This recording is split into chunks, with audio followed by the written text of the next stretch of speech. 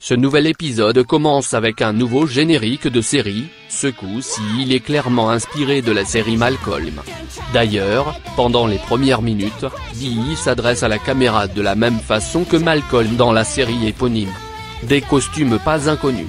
Dans l'épisode 6, nos héros fêtent Halloween, pour l'occasion ils ont tous des costumes de choix. Ils portent tous leurs costumes qu'ils ont dans les comics. Un autre Pietro. Quand Pietro se remémore ses souvenirs, Wanda est confuse. Le souvenir qu'elle a d'Halloween n'est pas le même que Pietro. Comme on se le disait la semaine dernière, elle n'a pas fait que changer d'acteur pour Pietro, ce n'est pas le Pietro qu'elle connaît. Une pub intrigante. La pub de cette semaine ne fait pas référence à de vieux événements du MCU comme c'était le cas pour les précédentes. Ce coup-ci on a le droit à une métaphore pour dire que la magie est dangereuse. Le requin donne un yaourt magique au naufragé et celui-ci meurt petit à petit. Deux films dignes des années 2000. Pendant que les enfants partent à la chasse aux bonbons, on peut apercevoir la devanture d'un cinéma avec à l'affiche Les Indestructibles et le film Anou 4 avec l'un de celles au han. Le générique Malcolm était déjà un indice. Ces deux films nous confirment que ce nouvel épisode se déroule dans les années 2000. Les pouvoirs des jumeaux. Les jumeaux découvrent leurs pouvoirs et ce sont les mêmes que dans les comics. Billy est aussi connu sous le nom de Speedy et a les mêmes pouvoirs que son oncle. Tommy de son côté se fait surnommer Wilcan et il a des pouvoirs similaires à sa mère. Ce nouvel épisode nous permet de découvrir la première utilisation de leurs pouvoirs. Un projet mystérieux. Darcy le I découvre que Clayor et le S.W.O.R. des pistes vision et peuvent surveiller ses moindres déplacements à l'intérieur de l'Ex.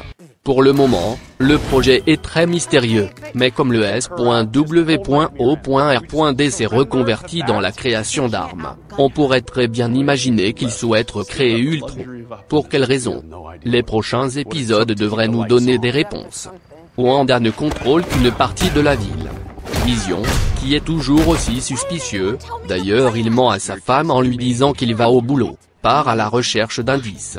Il se rend compte que les gens qui se retrouvent loin de là où ils habitent sont tous à l'arrêt ou en train de bugger.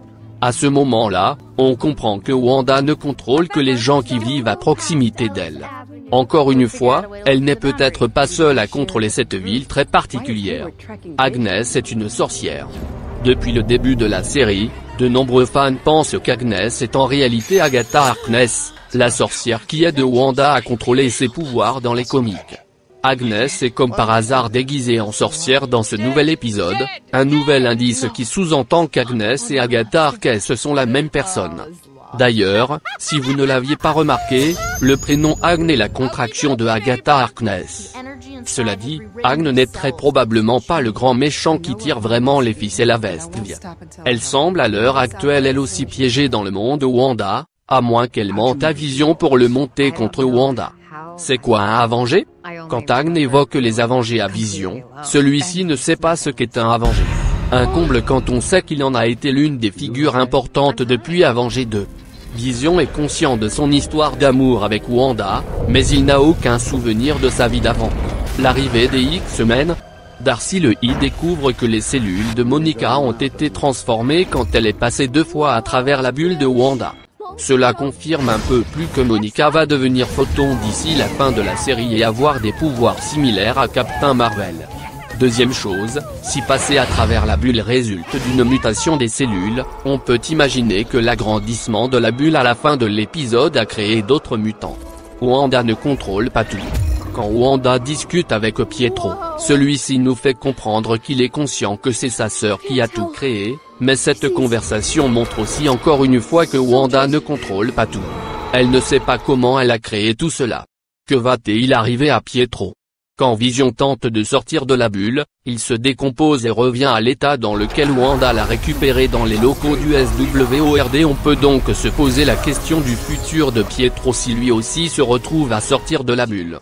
Le voir en version zombie comme Vision quelques épisodes plus tôt, nous laisse penser que s'il sort, il va se retrouver à l'état de cadavre.